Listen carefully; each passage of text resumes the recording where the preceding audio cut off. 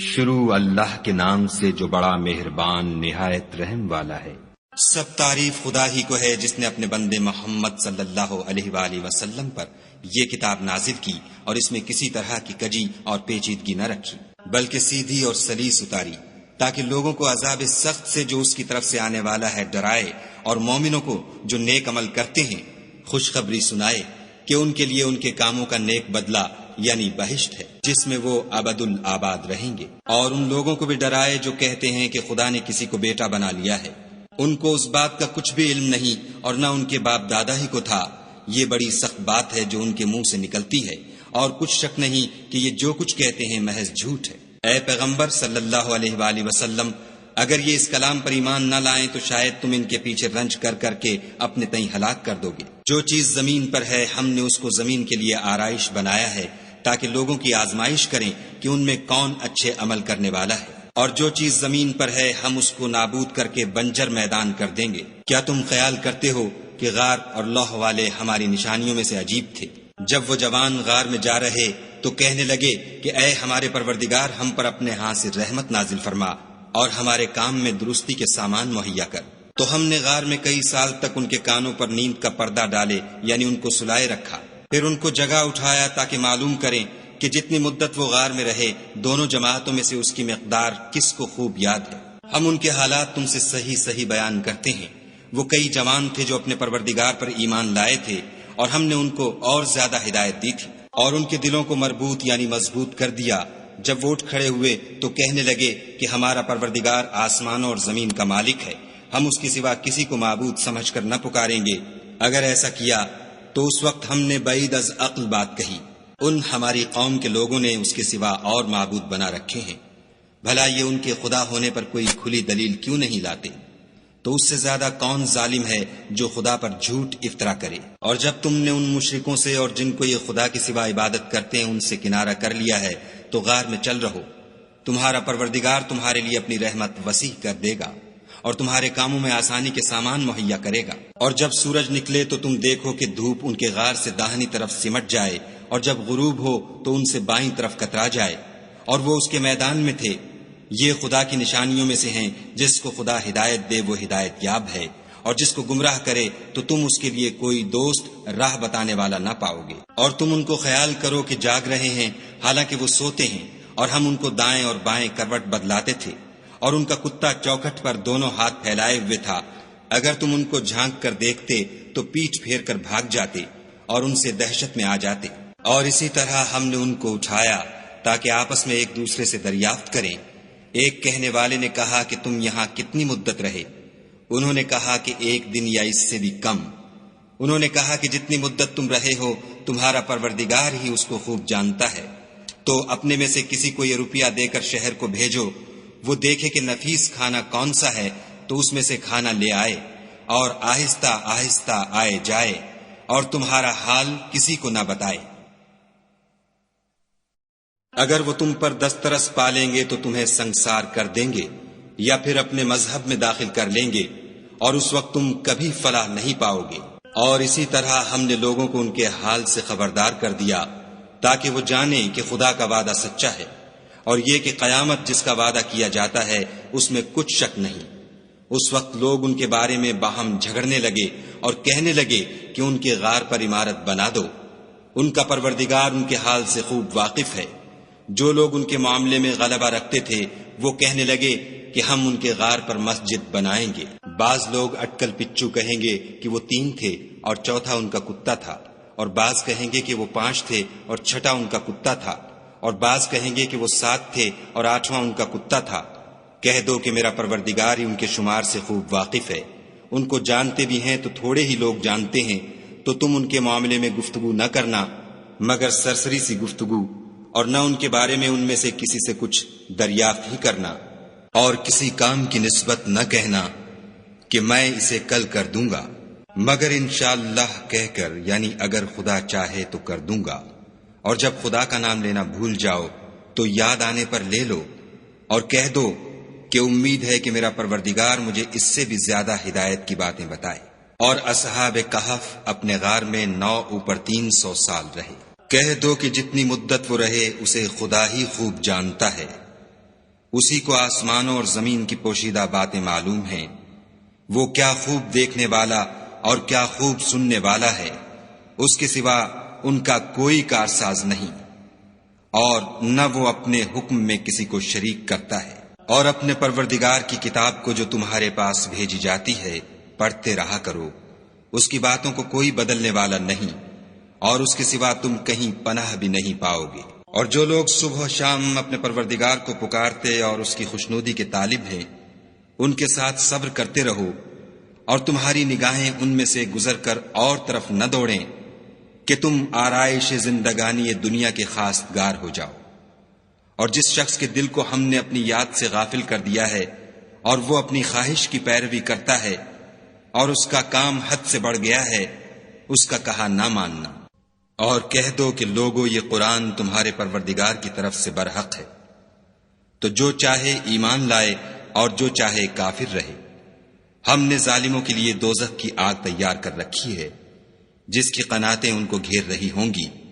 اور اگر فریاد کریں گے تو ایسے کھولتے ہوئے پانی سے ان کی دادرسی کی جائے گی جو پگھلے ہوئے تانبے کی طرح گرم ہوگا، اور جو منہوں کو بھون ڈالے گا ان کے پینے کا پانی بھی برا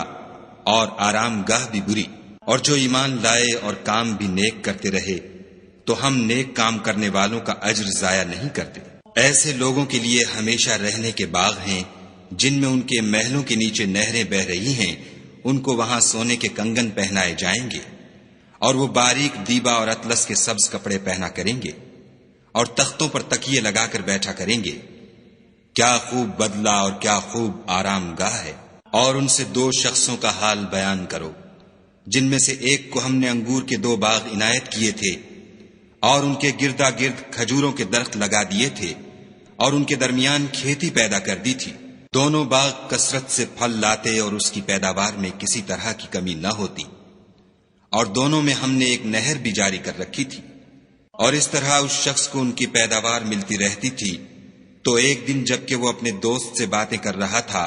کہنے لگا کہ میں تم سے مال و دولت میں بھی زیادہ ہوں اور جتھے اور جماعت کے لحاظ سے بھی زیادہ عزت والا ہوں، اور ایسی شیخیوں سے اپنے حق میں ظلم کرتا ہوا اپنے باغ میں داخل ہوا۔ کہنے لگا کہ میں نہیں خیال کرتا کہ یہ باغ کبھی تباہ ہو، اور نہ خیال کرتا ہوں کہ قیامت برپا ہو، اور اگر میں اپنے پروردگار کی طرف لوٹایا بھی جاؤں تو وہاں ضرور اس سے اچھی جگہ پاؤں گا۔ تو اس کا دوست جو اس سے گفتگو کر رہا تھا کہنے لگا کہ کیا تم اس خدا سے کفر کرتے ہو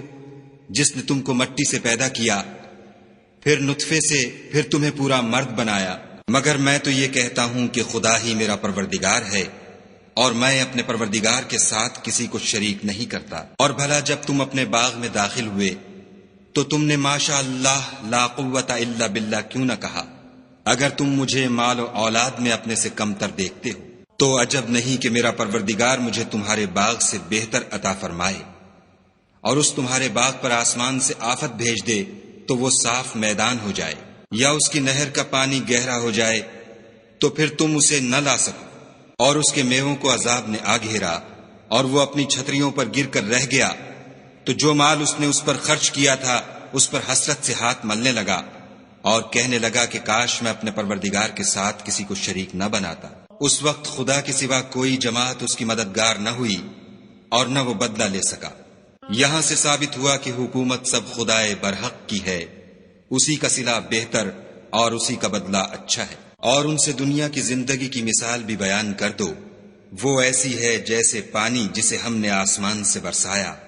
تو اس کے ساتھ زمین کی رویدگی مل گئی، پھر وہ چورا چورا ہو گئی کہ ہوائیں اسے اڑاتی پھرتی ہیں۔ اور خدا تو ہر چیز پر قدرت رکھتا ہے۔ مال اور بیٹے تو دنیا کی زندگی کی رونق و زینت ہیں، اور نیکیاں جو باقی رہنے والی ہیں وہ ثواب کے لحاظ سے تمہارے پروردگار کے ہاں بہت اچھی اور امید کے لحاظ سے بہت بہتر ہیں۔ اور جس دن ہم پہاڑوں کو چلائیں گے اور تم زمین کو صاف میدان دیکھو گے اور ان لوگوں کو ہم جمع کر لیں گے تو ان میں سے کسی کو بھی نہیں چھوڑیں گے، اور سب تمہارے پروردگار کے سامنے صف باندھ کر لائے جائیں گے۔ تو ہم ان سے کہیں گے کہ جس طرح ہم نے تم کو پہلی بار پیدا کیا تھا اسی طرح آج تم ہمارے سامنے آئے، لیکن تم نے تو یہ خیال کر رکھا تھا کہ ہم نے تمہارے لیے قیامت کا کوئی وقت مقرر ہی نہیں کیا، اور عملوں کی کتاب کھول کر رکھی جائے گی تو تم گناہ گاروں کو دیکھو گے کہ جو کچھ اس میں لکھا ہوگا اس سے ڈر رہے ہوں گے، اور کہیں گے ہائے شامت، یہ کیسی کتاب ہے کہ نہ چھوٹی بات کو چھوڑتی ہے نہ بڑی کو، کوئی بات بھی نہیں مگر اسے لکھ رکھا ہے، اور جو عمل کیے ہوں گے سب کو حاضر پائیں گے، اور تمہارا پروردگار کسی پر ظلم نہیں کرے گا۔ اور جب ہم نے فرشتوں کو حکم دیا کہ آدم کو سجدہ کرو تو سب نے سجدہ کیا مگر ابلیس نے نہ کیا، وہ جنات میں سے تھا تو اپنے پروردگار کے حکم سے باہر ہو گیا۔ کیا تم اس کو اور اس کی اولاد کو میرے سوا دوست بناتے ہو، حالانکہ وہ تمہارے دشمن ہیں، اور شیطان کی دوستی ظالموں کے لیے خدا کی دوستی کا برا بدل ہے۔ میں نے ان کو نہ تو آسمانوں اور زمین کے پیدا کرنے کے وقت بلایا تھا اور نہ خود ان کے پیدا کرنے کے وقت، اور میں ایسا نہ تھا کہ گمراہ کرنے والوں کو مددگار بناتا۔ اور جس دن خدا فرمائے گا کہ اب میرے شریکوں کو جن کی نسبت تم گمان الوہیت رکھتے تھے بلاؤ، تو وہ ان کو بلائیں گے مگر وہ ان کو کچھ جواب نہ دیں گے، اور ہم ان کے بیچ میں ایک ہلاکت کی جگہ بنا دیں گے۔ اور گناہ گار لوگ دوزخ کو دیکھیں گے تو یقین کر لیں گے کہ وہ اس میں پڑنے والے ہیں، اور اس سے بچنے کا کوئی رستہ نہ پائیں گے۔ اور ہم نے اس قرآن میں لوگوں کے سمجھانے کے لیے طرح طرح کی مثالیں بیان فرمائی ہیں، لیکن انسان سب چیزوں سے بڑھ کر جھگڑالو ہے۔ اور لوگوں کے پاس جب ہدایت آ گئی تو ان کو کس چیز نے منع کیا کہ ایمان لائیں اور اپنے پروردگار سے بخشش مانگیں، بجز اس کے کہ اس بات کے منتظر ہوں کہ انہیں بھی پہلوں کا سا معاملہ پیش آئے یا ان پر عذاب سامنے موجود ہو۔ اور ہم جو پیغمبروں کو بھیجا کرتے ہیں تو صرف اس لیے کہ لوگوں کو خدا کی نعمتوں کی خوشخبریاں سنائیں اور عذاب سے ڈرائیں، اور جو کافر ہیں وہ باطل کی سند سے جھگڑا کرتے ہیں تاکہ اس سے حق کو پھسلا دیں۔ اور انہوں نے ہماری آیتوں کو اور جس چیز سے ان کو ڈرایا جاتا ہے ہنسی بنا لیا۔ اور اس سے ظالم کون جس کو اس کے پروردگار کے کلام سے سمجھایا گیا تو اس نے اس سے منہ پھیر لیا، اور جو اعمال وہ آگے کر چکا اس کو بھول گیا۔ ہم نے ان کے دلوں پر پردے ڈال دیے کہ اسے سمجھ نہ سکیں، اور کانوں میں ثقل پیدا کر دیا ہے کہ سن نہ سکیں، اور اگر تم ان کو رستے کی طرف بلاؤ تو کبھی رستے پر نہ آئیں گے۔ اور تمہارا پروردگار بخشنے والا صاحب رحمت ہے، اگر وہ ان کے کرتوتوں پر ان کو پکڑنے لگے تو ان پر جھٹ عذاب بھیج دے، مگر ان کے لیے ایک وقت مقرر کر رکھا ہے کہ اس کے عذاب سے کوئی پناہ کی جگہ نہ پائیں گے۔ اور یہ بستیاں جو ویران پڑی ہیں، جب انہوں نے کفر سے ظلم کیا تو ہم نے ان کو تباہ کر دیا، اور ان کی تباہی کے لیے ایک وقت مقرر کر دیا تھا۔ اور جب موسیٰ نے اپنے شاگرد سے کہا کہ جب تک میں دو دریاؤں کے ملنے کی جگہ نہ پہنچ جاؤں ہٹنے کا نہیں، خواہ برسوں چلتا رہوں۔ جب ان کے ملنے کے مقام پر پہنچے تو اپنی مچھلی بھول گئے، تو اس نے دریا میں سرنگ کی طرح اپنا رستہ بنا لیا۔ جب آگے چلے تو موسیٰ نے اپنے شاگرد سے کہا کہ ہمارے لیے کھانا لاؤ، اس سفر سے ہم کو بہت تکان ہو گئی ہے۔ اس نے کہا کہ بھلا آپ نے دیکھا کہ جب ہم نے پتھر کے پاس آرام کیا تھا تو میں مچھلی وہیں بھول گیا، اور مجھے آپ سے اس کا ذکر کرنا شیطان نے بھلا دیا، اور اس نے عجب طرح سے دریا میں اپنا رستہ لیا۔ موسیٰ نے کہا یہی تو وہ مقام ہے جسے ہم تلاش کرتے تھے۔ تو وہ اپنے پاؤں کے نشان دیکھتے دیکھتے لوٹ گئے۔ وہاں انہوں نے ہمارے بندوں میں سے ایک بندہ دیکھا جس کو ہم نے اپنے ہاں سے رحمت یعنی نبوت یا نعمت ولایت دی تھی، اور اپنے پاس سے علم بخشا تھا۔ موسیٰ نے ان سے جن کا نام خضر تھا کہا کہ جو علم خدا کی طرف سے آپ کو سکھایا گیا ہے، اگر آپ اس میں سے مجھے کچھ بھلائی کی باتیں سکھائیں تو میں آپ کے ساتھ رہوں۔ خضر نے کہا کہ تم میرے ساتھ رہ کر صبر نہیں کر سکو گے، اور جس بات کی تمہیں خبر ہی نہیں اس پر صبر کر بھی کیوں کر سکتے ہو؟ موسیٰ نے کہا خدا نے چاہا تو آپ مجھے صابر پائیے گا، اور میں آپ کے ارشاد کے خلاف نہیں کروں گا۔ خضر نے کہا اگر تم میرے ساتھ رہنا چاہو تو شرط یہ ہے مجھ سے کوئی بات نہ پوچھنا جب تک میں خود اس کا ذکر تم سے نہ کروں۔ تو دونوں چل پڑے، یہاں تک کہ جب کشتی میں سوار ہوئے تو خضر نے کشتی کو پھاڑ ڈالا۔ موسیٰ نے کہا کیا آپ نے اس کو اس لیے پھاڑا ہے کہ سواروں کو غرق کر دے؟ یہ تو آپ نے بڑی عجیب بات کی۔ خضر نے کہا کیا میں نے نہیں کہا تھا کہ تم میرے ساتھ صبر نہ کر سکو گے؟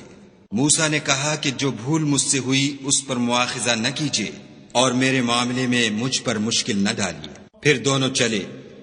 یہاں تک کہ رستے میں ایک لڑکا ملا تو خضر نے اسے مار ڈالا، موسیٰ نے کہا کہ آپ نے ایک بے گناہ شخص کو ناحق بغیر قصاص کے مار ڈالا، یہ تو آپ نے بری بات کی۔ خضر نے کہا کیا میں نے نہیں کہا تھا کہ تم سے میرے ساتھ صبر نہیں ہو سکے گا؟ انہوں نے کہا کہ اگر میں اس کے بعد پھر کوئی بات پوچھوں یعنی اعتراض کروں تو مجھے اپنے ساتھ نہ رکھیے گا کہ آپ میری طرف سے عذر کے قبول کرنے میں غایت کو پہنچ گئے۔ پھر دونوں چلے یہاں تک کہ ایک گاؤں والوں کے پاس پہنچے اور ان سے کھانا طلب کیا۔ انہوں نے ان کی ضیافت کرنے سے انکار کیا۔ پھر انہوں نے وہاں ایک دیوار دیکھی جو جھک کر گرا چاہتی تھی تو خضر نے اس کو سیدھا کر دیا۔ موسیٰ نے کہا کہ اگر آپ چاہتے تو ان سے اس کا معاوضہ لیتے تاکہ کھانے کا کام چلتا۔ خضر نے کہا کہ اب مجھ میں اور تم میں علیحدگی، مگر جن باتوں پر تم صبر نہ کر سکے میں ان کا تمہیں بھید بتائے دیتا ہوں کہ وہ جو کشتی تھی غریب لوگوں کی تھی جو دریا میں محنت کر کے یعنی کشتیاں چلا کر گزارا کرتے تھے، اور ان کے سامنے کی طرف ایک بادشاہ تھا جو ہر ایک کشتی کو زبردستی چھین لیتا تھا، تو میں نے چاہا کہ اسے عیب دار کر دوں تاکہ وہ اسے غصب نہ کر سکے۔ اور وہ جو لڑکا تھا اس کے ماں باپ دونوں مومن تھے، ہمیں اندیشہ ہوا کہ وہ بڑا ہو کر بد کردار ہوگا، کہیں ان کو سرکشی اور کفر میں نہ پھنسا دے، تو ہم نے چاہا کہ ان کا پروردگار اس کی جگہ ان کو اور بچہ عطا فرمائے جو پاک تینتی میں بہتر اور محبت میں زیادہ قریب ہو۔ اور وہ جو دیوار تھی سو 2 یتیم لڑکوں کی تھی جو شہر میں رہتے تھے، اور اس کے نیچے ان کا خزانہ مدفون تھا،